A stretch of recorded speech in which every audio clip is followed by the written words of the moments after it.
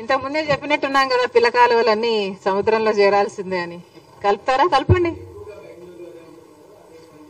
కలపండి. Most welcome.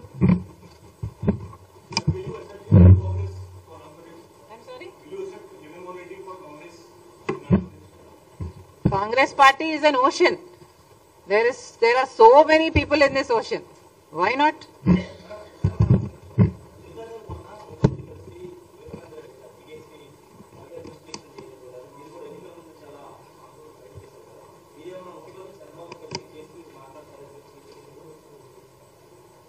అవసరం ఉందని నేను అనుకోవటం లేదు. ఎందుకంటే సునీత ఆల్రెడీ కలిసింది ప్రభుత్వాన్ని. గత ప్రభుత్వంలో న్యాయం జరగలేదు. అప్పుడు ఎన్డీఏ అధికారంలో ఉంది. ఇప్పుడు మళ్ళీ అక్కడ ఎన్డీఏ అధికారంలో ఉన్నా ఇక్కడ ప్రభుత్వం మారింది కాబట్టి న్యాయం జరుగుతుందేమో అన్నది సునీత ఆశ. తప్పులేదు కదా కలిస్తే.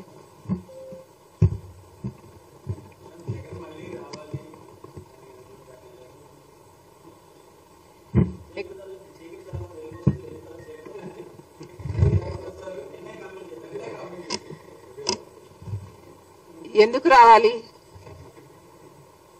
మళ్ళీ 10 లక్షల కోట్లు అప్పు చేయడానికి రావాలా? ఎందుకు రావాలి? 10 లక్షల కోట్ల రూపాయలు అప్పు చేయడం కాకుండా, రాష్ట్రాన్ని అప్పుల పాలు చేయడం కాకుండా, మీరేమో ఋషి కొండలు కొండలు కొరిగేసి ప్యాలెస్లు కట్టుకోవడానికి రావాలా? కనీసం రాజశేఖర్ రెడ్డి గారి జలయజ్ఞంలోని ప్రాజెక్టులు పూర్తి చేయకపోతే, కనీసం ఉన్న ప్రాజెక్టులలో మీరు మరమ్మతులు మెయింటెనెన్స్లు కూడా చేయకపోతే గేట్లు కూడా తేలుతున్నాయండి. మళ్ళీ ఆ దుస్థితి చూడ్డానికి రావాలా? ఎందుకు రావాలి? రాజశేఖర్ రెడ్డి గారు ఎంతగానో వ్యతిరేకించిన బీజేపీ పార్టీతో మీరు అక్రమ సంబంధం పెట్టుకుని ఆఖరికి మన అన్ని విభజన హామీలతో సహా, పోలవరంతో సహా, కడప స్టీల్ ఫ్యాక్టరీతో సహా మన విభజన హామీలు మొత్తం, ప్రత్యేక హోదా అన్ని తాకట్టు పెట్టడానికి మళ్ళీ మీరు రావాలా? దేనికి రావాలి? పూర్తి మద్యపాన నిషేధం అని చెప్పి మోసం చేయడానికి మళ్ళీ రావాలా? 3,000 కోట్లతో రైతులకి ధర స్థిరీకరణ నిధి అన్నారు ప్రతి సంవత్సరం. 4,000 కోట్లతో పంట నష్టపరిహారానికి పక్కన పెడతాను ప్రతి సంవత్సరం అన్నారు. ఇలా ఎన్ని మాటలు చెప్పి మళ్ళీ మోసం చేయడానికి రావాలి? రాడు. జగన్మోహన్ రెడ్డి గారు ఇక అధికారంలోకి రాడు. వైసీపీకి అధికారంలోకి రాదు. ఎందుకంటే ఒకసారి ప్రజలు అవకాశం ఇచ్చి చూశారు. దేవుడు బంగారు పల్లెంలో అన్ని పెట్టి ఇస్తే అవకాశాన్ని ఎలా దుర్వినియోగం చేశారో ప్రజలు చూశారు. ఈరోజు వైసీపీ పార్టీ క్రెడిబిలిటీ కోల్పోయిన పార్టీ. కాబట్టి వాళ్ళు మళ్ళీ అధికారంలోకి వస్తారని మేము అనుకోవటం లేదు.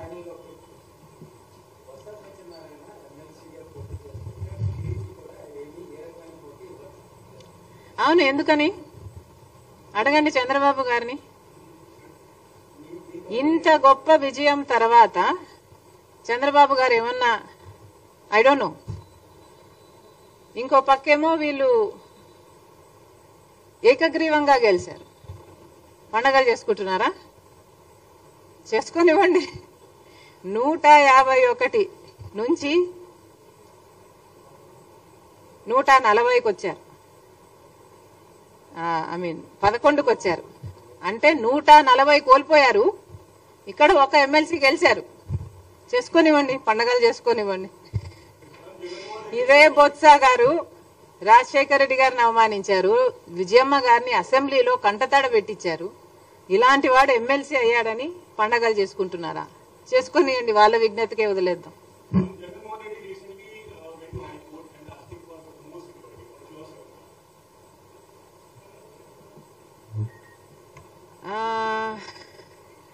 I am not aware of the security he has right now. Oh, he has that plus. I do not see the need for additional security then.